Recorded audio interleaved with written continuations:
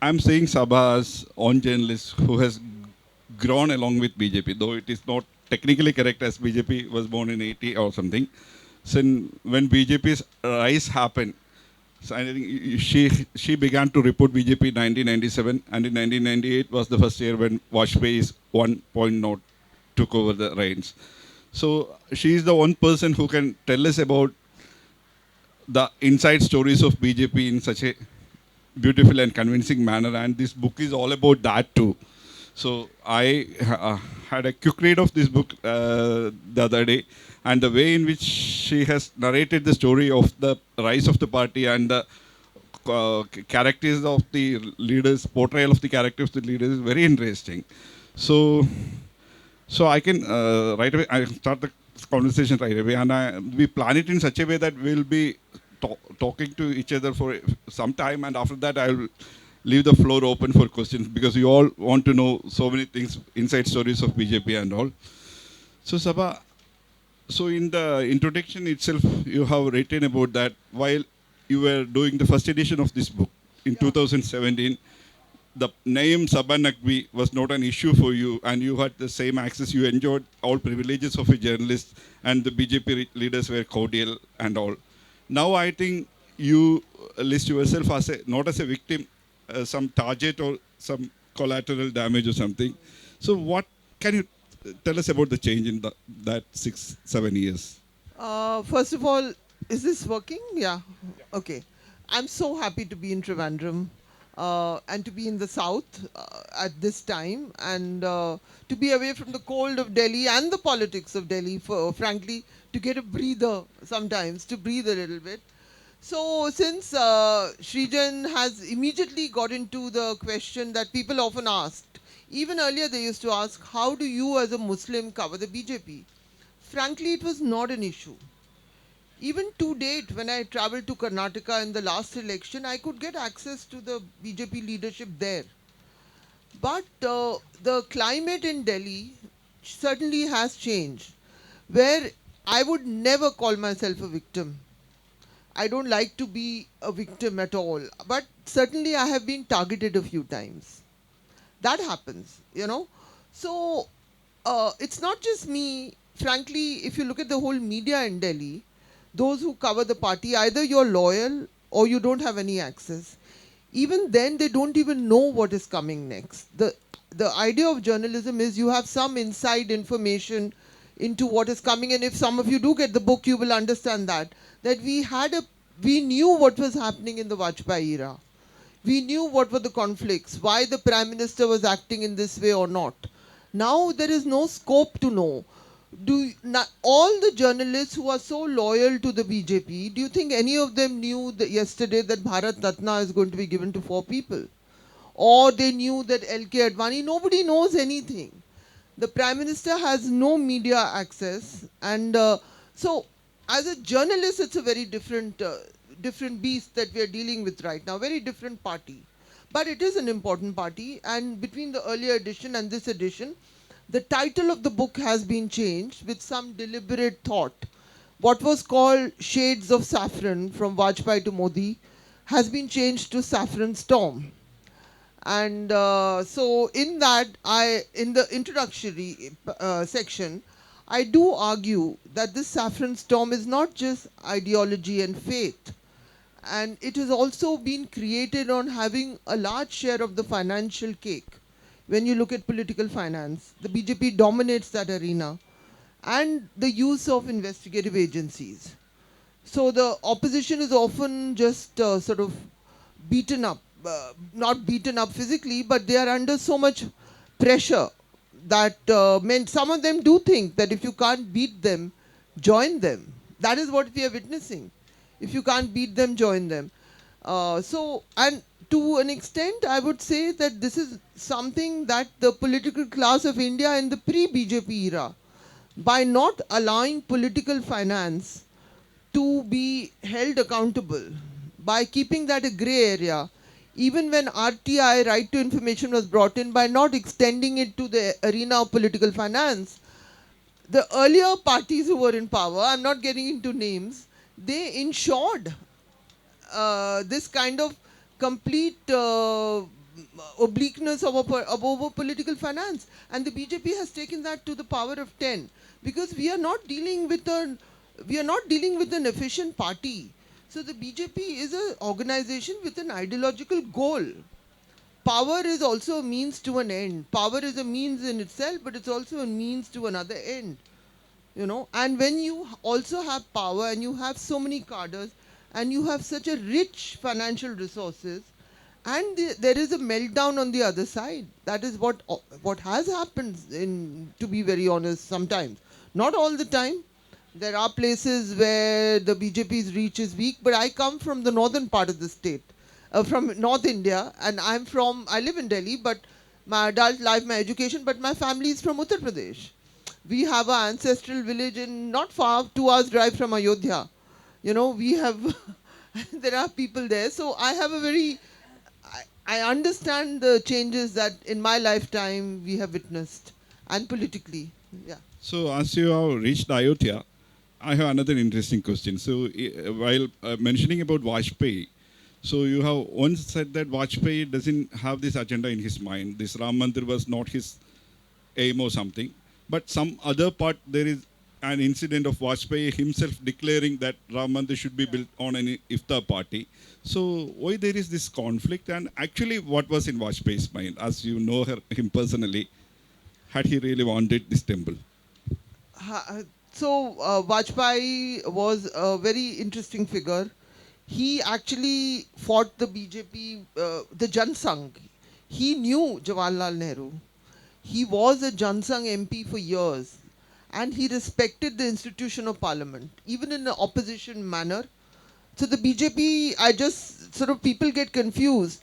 The RSS is founded in 1925, so it would be a centenary year, a year from now.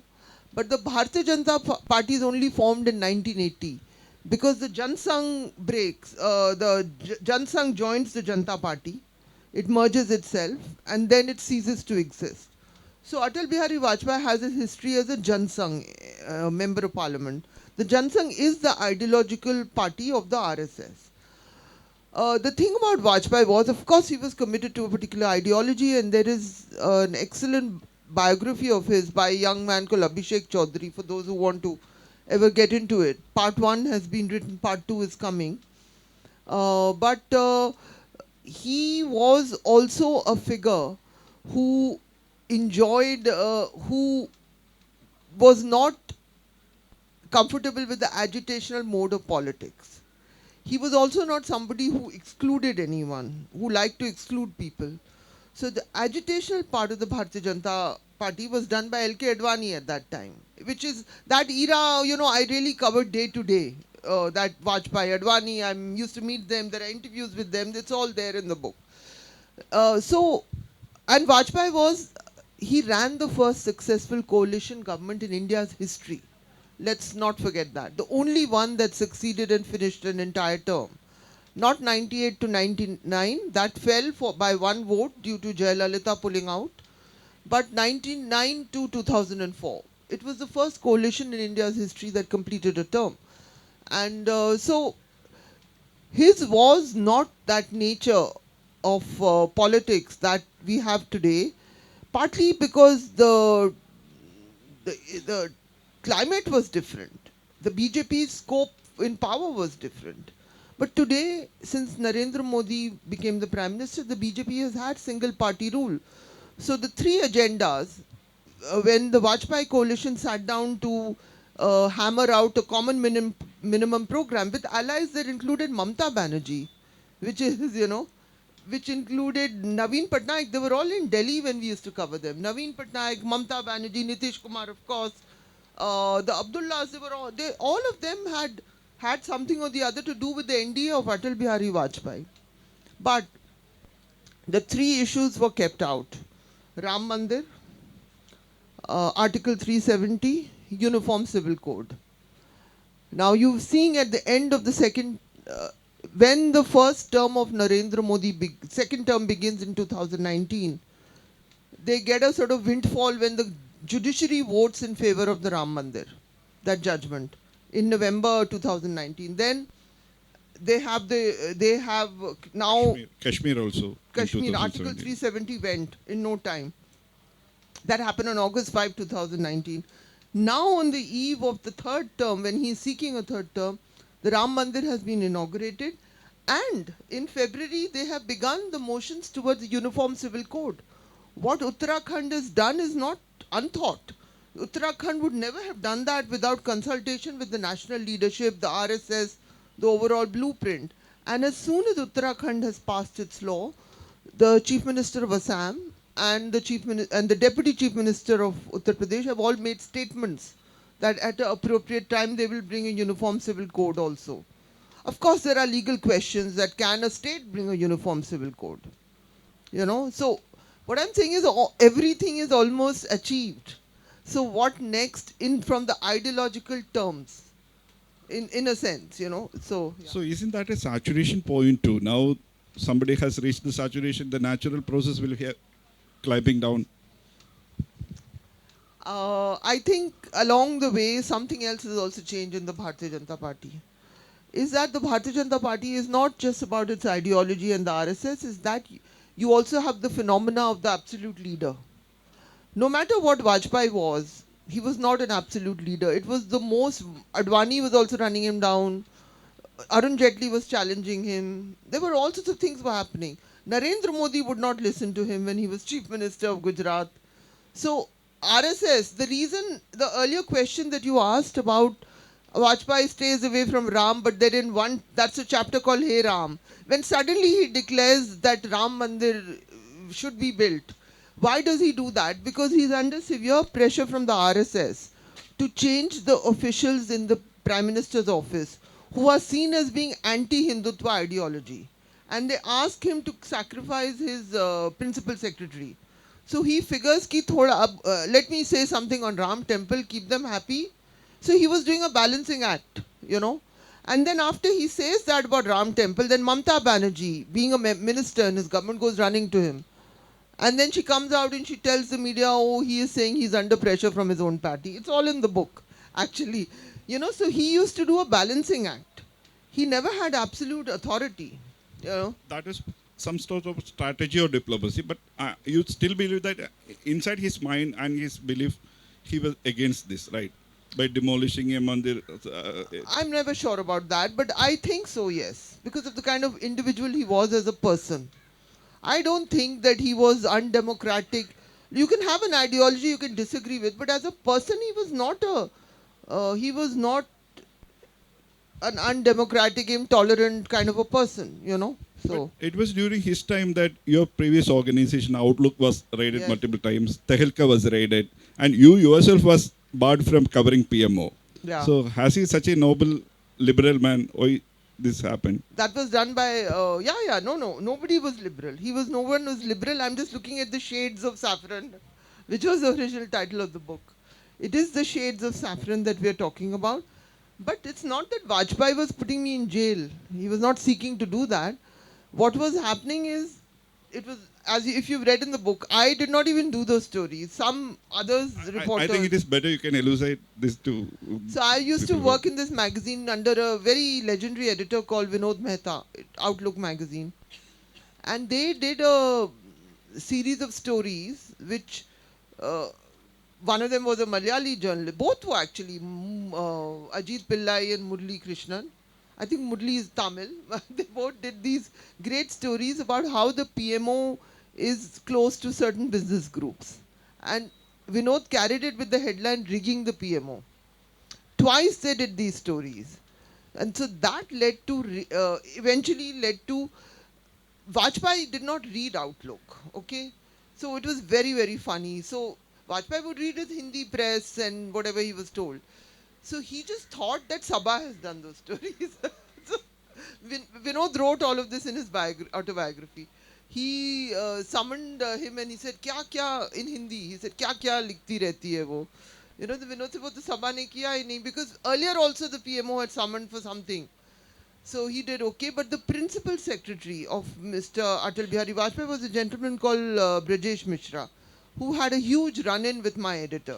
And it ended up with the owners then being raided and so on and so forth. And then I was told by Vinod Mehta, 6 months you don't cover the PMO, but you cover the BJP and the Sangh Parivar.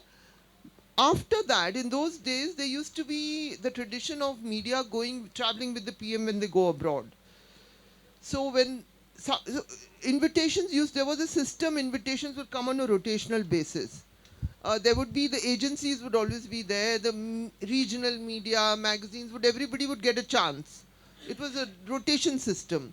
When Outlook gets a chance, instead of sending the foreign affairs person, Vinod calls me and says, you go. So I said, okay, I'll go. Because he was making a point to the PMO, to Brajesh Mishra. But there was no issue because even when all of this happened, I kept running into Vajpayee in Parliament. In those days, all of that was possible. And he would, he never said very much. It's not that I was excluded from his media list or anything terrible happened, but yes, the organization was raided, without a doubt. But so there was room for maneuver in some way, But yes, whatever. But I'll be very frank because I was the political editor. I've also encountered trouble coming from the Congress side in one way, when I remember, but this was very harmless. Nobody read it. But somebody very close to them came and said, she's done a cover story on Madam Gandhi. You can do on Manmohan Singh, you can't do on Gandhi. Told Vinod. He called me, during this 10 years and he said, they came, but he just said, I'm just telling you that this happened. Huh? You can do, but you can't do on Sonia Gandhi. So that was it. So this is the price of doing political journalism in the national capital. But now there is no journalism. That's what I want to share with you. Now there are handouts. Journalists are given that this is what has happened, honestly. And it's not even their fault, So. But are there still leaders who speak to you openly or something, off the record or something? No, like so I'll tell you very honestly, I don't want to reveal their names. When the Karnataka elections was going on, because I had covered the BJP for so long, the Karnataka leadership of the BJP I was speaking to without any problems. But when you come to the center, yes, first of all, they're very scared of their phones. Let me inform you that in Delhi, everybody switches off their phones. Especially the BJPs, some of them I know very well, but they will switch off their phones before a conversation. They will not do it openly. They will do it in some circuitous way. I honestly, I'm not joking, but this is me and my friend who works in the Hindu business line. We asked for an appointment. We know him actually. I'm not even going to reveal his name because he's regular on TV and all. BJP guy, because we've covered so much of politics, and he changed the venue 3 times and it was hysterical because he would say, come here, and then he would say, no, not there, go there. And then go there. And then finally he met us behind the bar of a hotel called Janpat Hotel in Delhi, behind the bar. It was so bizarre. And so it was a hysterical sort of cat and mouse thing that was going on. So most of them are careful. You can put in an official request it's not, but the real information, what information do they have? That's the point. All the information with Mr. Amit Shah and Narendra Modi. That's it, So that again takes me to the man. Yesterday, when he was having lunch with 8 MPs, Modi narrated about his schedule and all. He only speaks for 3 hours. He completes days work late into night, and then this morning yoga, and his food is only breakfast and lunch. That too very simple, and he has his supper before sunset, and he works like a machine.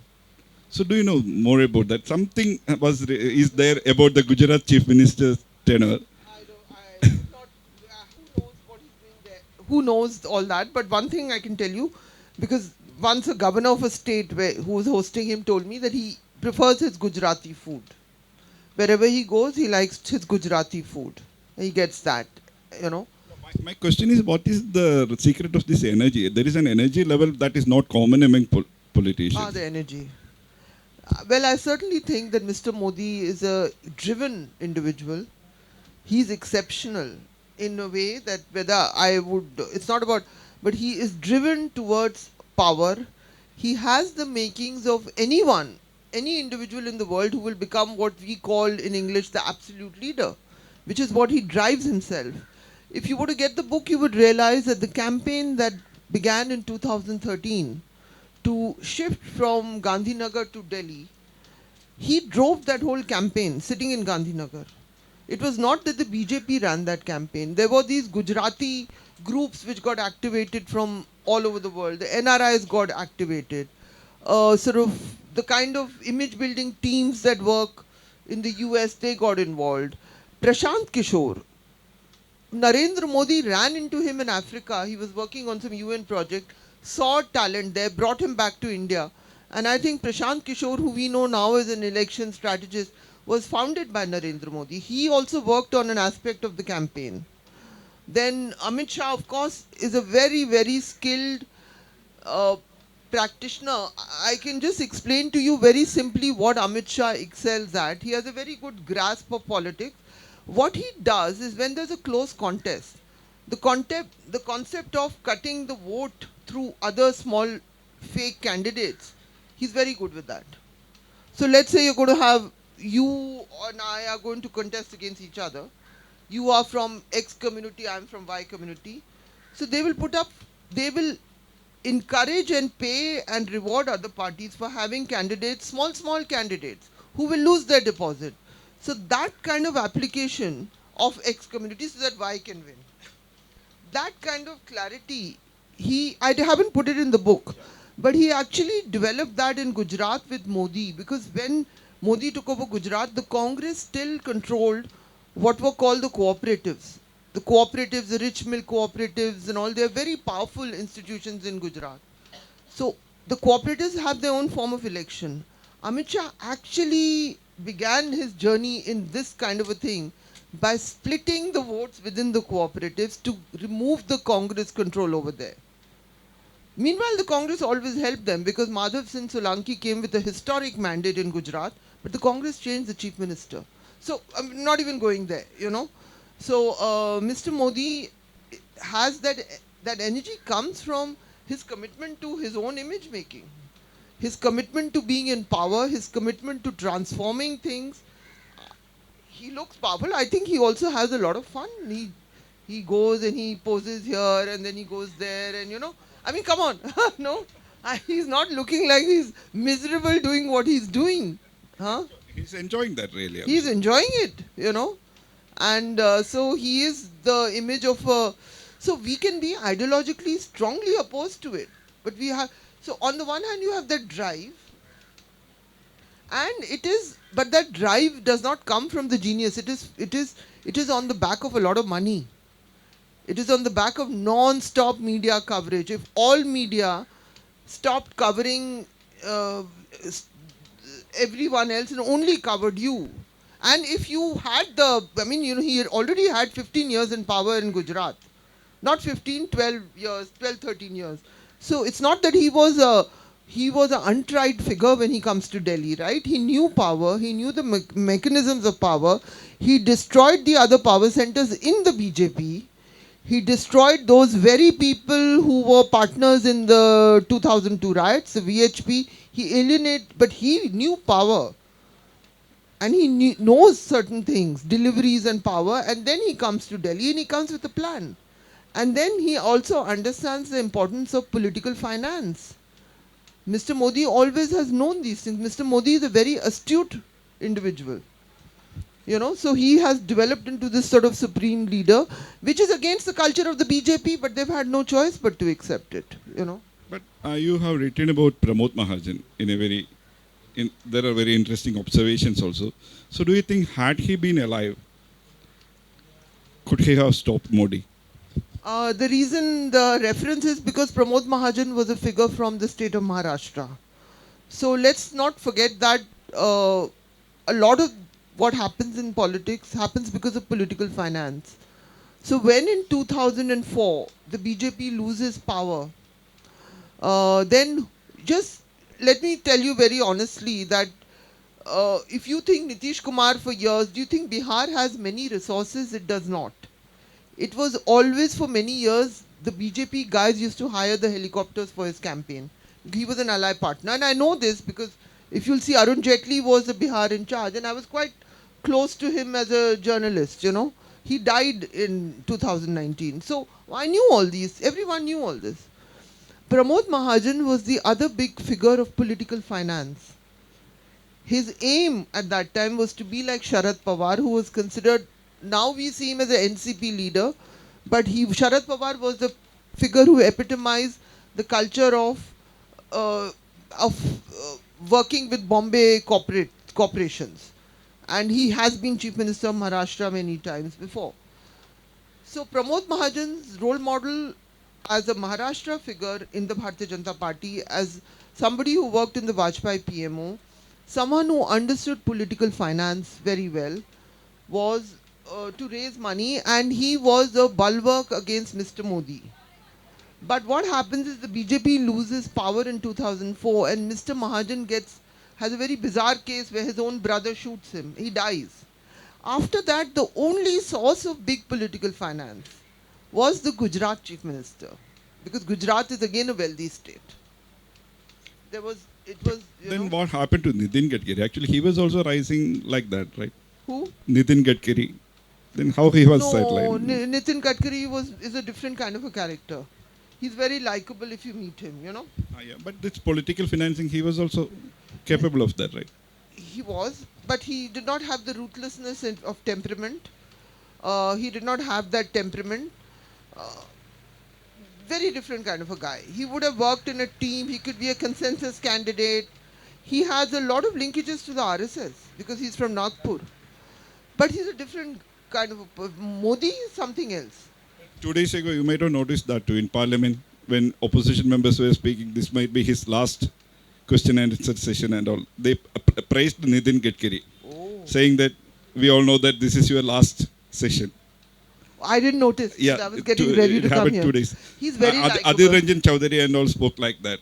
Just snubbing him. That's Yeah, because the big boss doesn't like him. Yeah. Whether You will won't get be a here ticket, next time. Whether will he get a ticket from Nagpur, we don't know. Also, it's a caste management. I'll just tell you that Nitin Gadkari is from Maharashtra. Devendra Fadnavis is also from Maharashtra. They're both a particular some kind of Brahmins. They are Brahmins, but I wouldn't say the name, so it's a mistake. But they are Brahmins of a particular category, which is close to the RSS leadership. So they already have a replacement for him in terms of caste cohesion. Yet, if all these shocking things had not happened, had Nitish Kumar not flipped, had this other...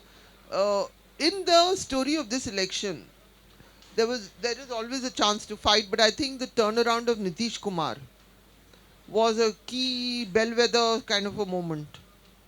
You know? So that was bad, because when you look at the states outside of South India, the states where the opposition hoped to make gains, Maharashtra, which they can still hope, but Bihar was one of them, you know. But whatever, we'll go there, yeah. But still, if we look from here or even in from Delhi, I think the third time for Modi or NDA is not a remote possibility. It is almost certain. No, I'm not sure whether we can say that. You say whatever. I'm not saying anything. No, but still, my point is that still you see the Bharat Ratna politics and all, and they try to rope in maximum number of allies even at this juncture, even after so-called, if we assume that they have ensured a third term and they have comfortable majority and all, still they want to each and every MP to be part of that. That is why I think what is the logic behind that tactics? So that is happening now. The NDA, the allies of the Vajpayee were all gone. Now suddenly, because they headed to the election, they've just turned around. So the sheer pragmatism also that comes out of the office of Prime Minister Narendra Modi is there. It's visible. They realize now Nitish Kumar abused him for all these years. Now he's posing happily with him. You know, Jayant Chaudhary went on and on. This latest thing about Jayant Chaudhary, in any case, because in any case there was very low likelihood of Jayant winning those seats in Western UP. I mean, I'm telling you because it's an area I've covered. Those were going to be BJP seats. He and his father have not been able to win those seats for a long time. But again, it creates a psychological buzz. Now with the BJP gives him a few seats, he might win. The region from where Jayant Chaudhary contests is a region which in any case would have been won by the BJP in Uttar Pradesh. He represents what is called the Jat community. He has been losing, he lost, his father lost elections, you know. So why would we imagine that right now they would win, you know? But even Nitish Kumar, I just want to elaborate on this. Nitish Kumar's own power has been curtailed because he has been reduced by the BJP also. Some of it is in the book, which I couldn't update to the latest jump. In the last assembly election, when Nitish Kumar fought with the Bharatiya Janata Party as an ally, they encircled him to ensure that his seats come out and the BJP gets a larger share of seats.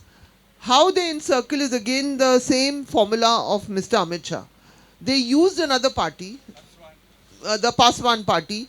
It is like an empty shell corporation, but you people it with your people. They put up candidates all over, each very smartly designed to bring down Nitish. So Nitish was reduced to some 40 seats. I think the RJD led by Lalu Yadav has some 89 and the BJP got 88 seats in Bihar. If you look at the arithmetic, so the Paswans and all, they didn't win very much, but they helped the BJP increase their tally and Nitish to bring it down. This is how they conduct elections. So Nitish, the reason why he left is because he realized that they're encircling me and finishing me off. And he always needs to add on to someone to survive. So he again goes to the RJD. But now he probably thinks that the India Alliance is not giving him much. So he's flipped back, in that way. But I'm just explaining to you how it is done, these things. So the Bharatiya Janata Party lost most of its allies. But now, so even Nitish Kumar is a reduced character when it comes to the assembly election. Forget the Lok Sabha. Let's forget that. When it comes to the assembly election is when the non-BJP forces will again come to life and fight again.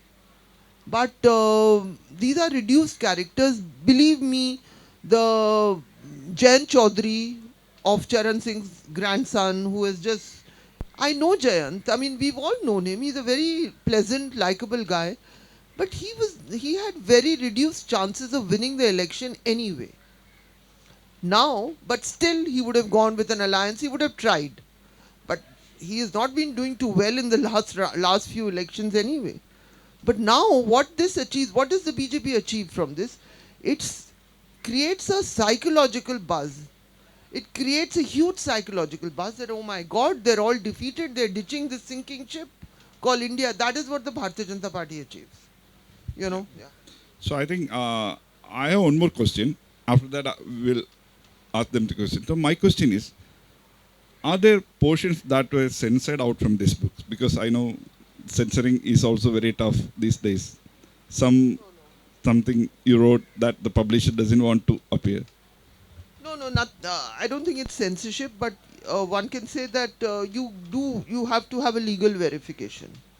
So even though this is a revised edition with a lot of new editions also, it went through a legal check, and I mean. Is there any such episode worth narrating? I would No, like to hear. no, nothing like that. So I've still sort of managed, nothing like that. But it goes through all these books now have a complete legal. So if you notice the first chapter, which is about ED and all that, if you see how many footnotes it has, it will have so many footnotes. That is the kind of care you take these days, huh? So so that I don't attribute. I'm not just saying anything off the top of my head. It reads almost data-wise, right? It reads like a data thing, but it's important data, So that's that bit. But the rest is all stories of myself with Vajpayee and Advani and Pramod Mahajan. It's quite, I mean, if I say so myself, so do please get it if you feel like it. And it's going to hopefully help you guys understand what's happening to the party. That is the dominant party in India today. It is going to remain the single largest party. That much I'll say. I'm not going to give anything about elections in the foreseeable future in India. There's no doubt about that. That much one can say. The Bharatiya Janata Party will be the single largest party in India. That's not going to change. you know. So So, yeah. so what is the equation between RSS and BJP now? That also needs some clarification. Earlier, RSS used to control the party, and no more No, like no. that. Now, listen. Truly, of course, the RSS cadres are there. They have gained so much. If you read the book, you'll realize how much distance there was between them and Vajpayee, how irritated he used to get with them, how he tried to ignore them, and all that so far. But so Modi doesn't even need to do that. The thing is, with single party rule, Modi is, in my reckoning, Modi is the supreme leader of everything right now within the parivar, within there. But the RSS is very crucial to what happens also. It is there in an election, in any closely founded contest. Here, you're in Kerala, where I sit, the BJP RSS may not be of importance, but in the Hindi belt, they know part of the reason is not that everybody loves you all the time, because the vote shares is 37%.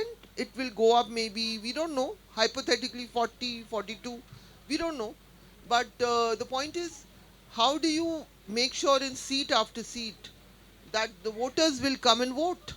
It is on that detail where the cadres are phenomenal of the RSS, and they are crucial to the Modi endeavor. So to say that they don't matter would be a mistake, because they are the ones, when I talk about Saffron Storm, they are the ones who generate these ideological small storms, big storms all over the country. In the last 2 years, we've had the phenomena of multiple rallies and coming out during Ram Navami and Hanuman Jayanti all over India. It's happening, and very often it's been accompanied by some level of violence, provocation. They feel the need to go to Muslim areas, climb onto mosques, have a flag. All of that has happened. So all of these are also, when I say saffron storm, I talk about what is being created. It's a force multiplier. It is, so some of the focus on issues which are ideological are also to cover up the, because the Bharatiya Janata Party has a project of unifying, of taking away the sort of, it doesn't believe in everyone being too diverse. It wants a unitary kind of a nation, a unitary leadership, one nation, one poll. The former president Ramnath Kovind is heading a panel which is examining the issue of one nation, one poll. They hope to have that. But so the point is that the Bharatiya Janata Party manages to look stronger than it is, and in doing so, it has upped a little bit, because by controlling the media, by having a lot of the resources, and by using state agencies to cripple those who might fight against them. We are currently living in a scenario where one chief minister has just gone to jail. The other, from my city, all the leadership is in jail. He's out, Mr. Arvind Kejriwal. Lalu and Tejasvi Yadav, forget, Lalu is already served a jail term. Tejasvi can also be jailed at any point. Deputy Chief Minister. So that is also a reality of India today, you know. And those who are not being sent to jail, you don't know what kind of pressure tactics are being placed on them. These are just the truth of the time. Having said that, you know, the tragedy is, as I say, that even very often, even those who claim to fight them have such, they don't have a moral compass. It's only about power. It's often about greed. So if the nature of power in itself in India has eroded, and I would say the erosion and the hollowing out has happened because of money. This non-accounting of political finance is the reason. And this is not a BJP project. This is something that happened earlier. Something we should have realized. Why were criminals being elected? Why are Rajya Sabha seats purchased by businessmen? Why do all our elected representatives in parliament get richer by the time the term is over? Why does even MLAs get richer? This is a group that looks at this data by the income tax. So, you know, there is a sort of hollowing out of the system also, beyond the ideological choices that some of us may have or may not have, you know. So I think it's just that, yeah. Suppose BJP gets on its own around 225 seats. Do you think we can have a new PM? If the BJP gets below 272 is the simple majority. If they get below that, yes, certainly. I mean, then you need a coalition PM, right? In fact, now that you said that, should have been the goal of the India alliance.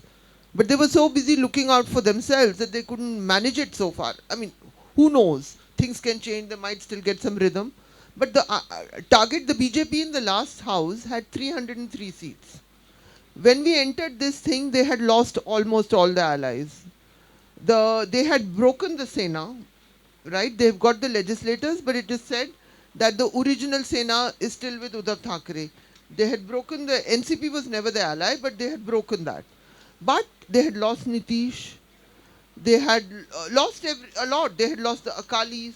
In effect, we can say they had lost the Shiv Sena, their first ally, when with the Thackeray family going over to the other side. I mean, they could always give they can give a Bharat Ratna to Bal Thackeray also. I mean, it's pending. Just an idea, but that I mean can be done also. So, but so 303, which means 272, about 30 seats more than the requirement they had on their own. With the, so, if an India alliance had worked with application and purpose and not been about cutting each other down, they could have worked to bring down that number to a coalition number. Because the coalition of Atal Bihari Vajpayee, of course Vajpayee is a different person, was not this exercise in this kind of ruthlessness towards opponents that we see today, you know. But, so yes, you are right, but it's, of course if it's without Modi, that's why they need to be there. Of course, you have to drive it. Then why would have you guys seen what has just happened in the assembly elections? All the traditional leadership of the BJP has been discarded. Vasundhara Raje has been discarded. Shivraj Chauhan has been discarded. I mean, hypothetically, Adityanath Yogi holds his own. And they're very careful with him because he delivers a state with 80 seats. And he is popular in his own, he is popular because expectations in a place like Uttar Pradesh are very different from you in Kerala might have. For instance, law and order. The fact that the visible sort of criminals running around has vanished of all communities. This is not just the Muslims only. There's a stricter, even though certain dons like Braj Bhushan Charan Singh are there, but the daily harassment of citizens, they crack down on that. So there is, expectations from, there's no jobs. So people will still migrate, but they will give ration to very poor families, And also the problem with voter choice is, even if you want to vote for others, you think, but they're not going to win, no? Why should I waste my vote? Let's take Mayawati, let's take the Bahujan Samaj Party, a Dalit party, which used to have a 20% vote share, but since it's come out of the race, it's become defunct because she's scared of going to jail like Lalu Prasad Yadav. Her vote share is down to 10%. So what do you do in that situation? So then what has been happening to her voters? They still love Behenji. You go there, Dalits would still, and they make 21% of Uttar Pradesh. But she's not there as a choice very often. So these are all the things that affect our democracy. Mine is a follow-up of what he said. Suppose BJP loses majority and gets less than 240. Can RSS get upper hand in the BJP and project somebody like Gadkari, whom they like more than Modi? Or can Nitish Kumar be brought in as the Prime Minister, being a OBC and from Hindi region? Would you, a scenario, can you visualize? If wishes were horses, what can I say? Huh? I mean, if wishes were horses. Yeah, of course. But to answer on a serious note, of course. If the BJP goes below the majority, of course it's a wide open game. But like I said, if wishes were horses, I mean, look. Could there be a division in BJP from Modi? Of course, yes. But as long as he's so much in control. So, there's this, that's why they seek control everywhere all the time, because you have demolished so many other power structures. So you need to be, when you have become the absolute leader, you don't just sit around and be casual about who else might be coming up here or there. You control everything, you know. He does that. That's why you asked me, he must be fit to do it. He must be. Yeah. Yeah, I had attended JLF, Jaipur Lab Festival last Saturday. There in Jaipur, there was a session called Banned, Burned and Censored. So Mridula Garg went on to the extent of saying that are we, just the only question is, are we past 1939 or are we approaching it? What is your take on it, man? 1939. Yeah. What happened? What happened in the Second World War with the Germany? Oh, is she talking about Gaza or India? No, no, no. It's about Germany. How the one-party rule led them to the Second World War, and Germany was virtually destroyed. So the question is, I mean, she asked the audience. The only thing is whether we have already passed 1939 or are we heading towards it? In India? In India, yeah, that's it. No, we are not going to have a...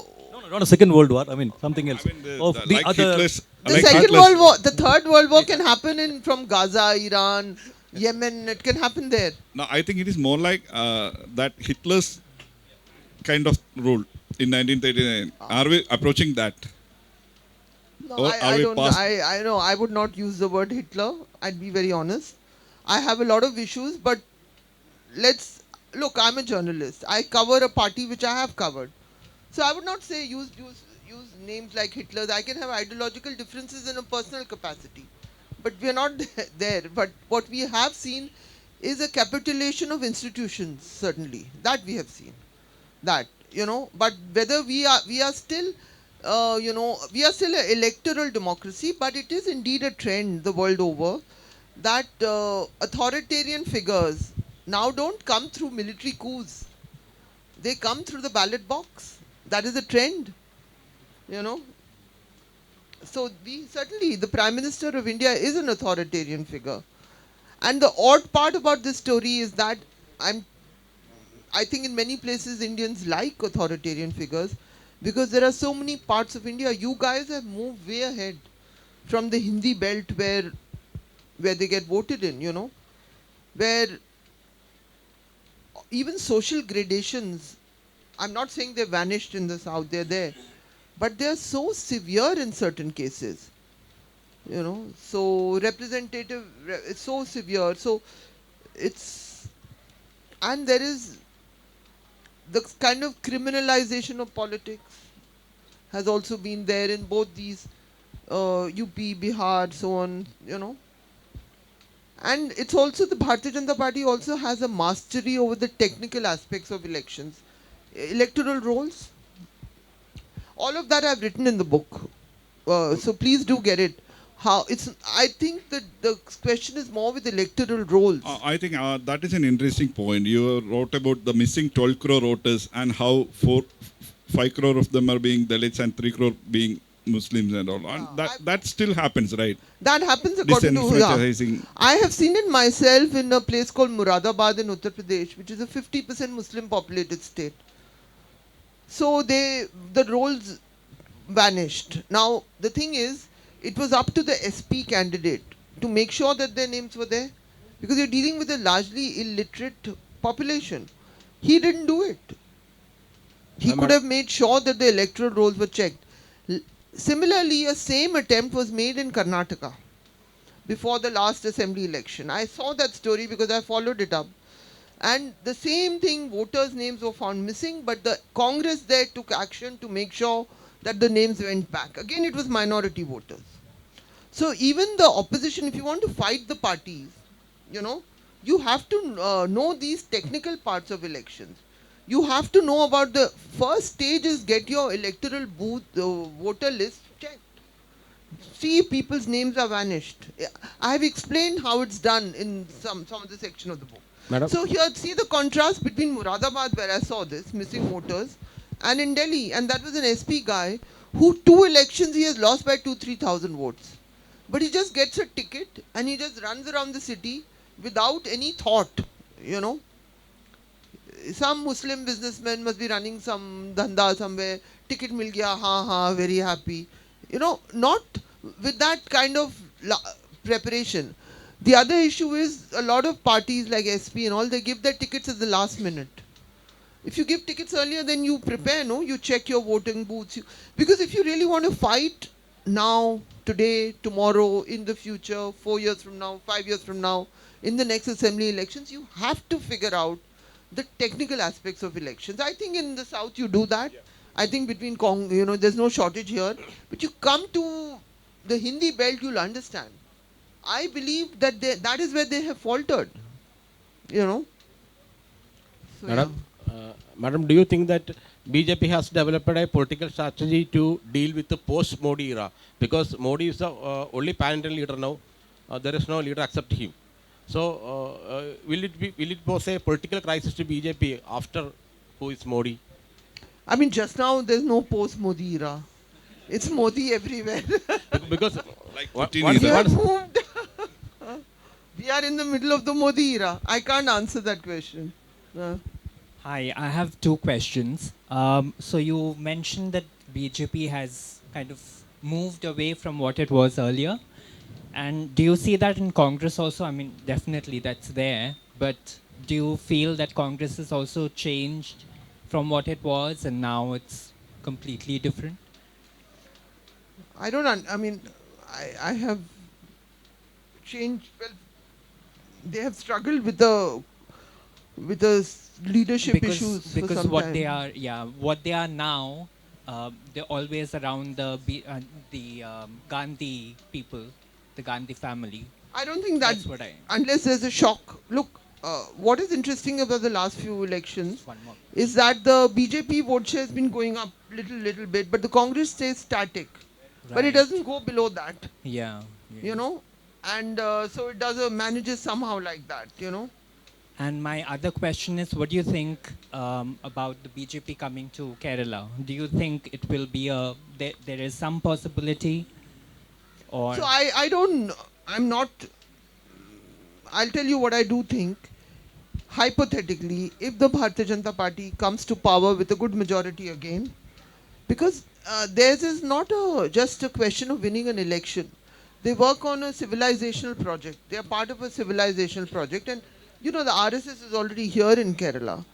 So it would then be about weakening the existing parties, and when you make it look like there's an inevitability in the central rule for some time at least, weakening the existing parties, getting some of their leaders over to the BJP. Hypothetically, I'm not saying it's going to happen now, because whatever, but in the future, and you have certain, Kerala is a highly educated society, but I keep hearing about certain social resentments which are building up. And there is a very clear attempt, which is so clear, by the Prime Minister, all this sitting with bishops and all that is directed at the Kerala. It is not nowhere else, it's Kerala. And so I think they have a plan. They might have a divided local leadership, but they have a plan. And you are in their sights. Whether they'll be successful today, never successful. But I'm just saying that's how the story of the Bharatiya Janata Party is. I was just seeing a very interesting phenomena, just to go to the state of Odisha, which is dominated by the Naveen Patnaik for years, which has simultaneous elections, but it seems that the Bharatiya Janata Party is going to get almost a similar amount of seats, if not more. So that's how they work, They are happy to occupy the opposition space for years till they get a chance. That's what they're doing in Bengal. They have erased the left there. They got 70 seats in the assembly. They are the main opposition. And even in this forthcoming election, I don't think they'll lose much in Bengal. It will be between her and them. So what I'm saying is, since you asked me about Kerala, I can only apply my knowledge of the BJP. They will have a plan for you, especially because you have a large Muslim population, number one. So there is no reason why they won't try. So obviously, they're also trying to woo the Christians. That's also very clear. And what is also interesting is with the Christian community, in Goa, they are ruling in the northeast. These are very transactional levels of government now. They don't do anything particularly so ideological, so hard in Goa. They don't do anything. They say you can eat beef in the Northeast, you know. So this is also when small states are coming to transactional arrangements with them. So it's a complex answer. I can't give you a straight yes or no answer, but what I would say is certainly they have a plan for Kerala. They keep coming here. They blunder, Amit Shah says the wrong thing, but they'll keep trying. They're not going to give up, you know. And they will wait for the existing parties here to soften up from inside. And in Hindi, you know, when they say ek dhakka aur maro, you know, ek dhakka aur. Yeah. So, am I right or wrong? Madam, what about the EVMs? With reports that EVMs are programmable, why is the opposition not insisting on manual ballots? You know, this is a very complicated issue and there is a division of opinion. A few people believe, so the ideal midpoint is the VVPATs. Get all EVMs to have the VVPAT, because there's not going to be a rollback of EVMs and they're not going to listen to the opposition also. But the EVM issue being there is good because it keeps people vigilant. You know, by the way, Pakistan election has just happened entirely ballot box. You're seeing what a mess that is also. You know, that's completely been manipulated by the army over there, you know. So, I am not an expert on the EVM. There are those who believe that it can be managed, but there are those who say it cannot be done. And it's just a matter of having enough people in the polling booth. Enough people that parties which fail to do that then say EVM, EVM. Some people say that. You have your workers, you bring them, and you keep your agents in the polling booth, and you have VVPAT machines. Those are the issues. So I think. Yeah. Okay. Thank you very much. Thank you very much, Saba. It was very insightful thoughts and all. Thanks a lot.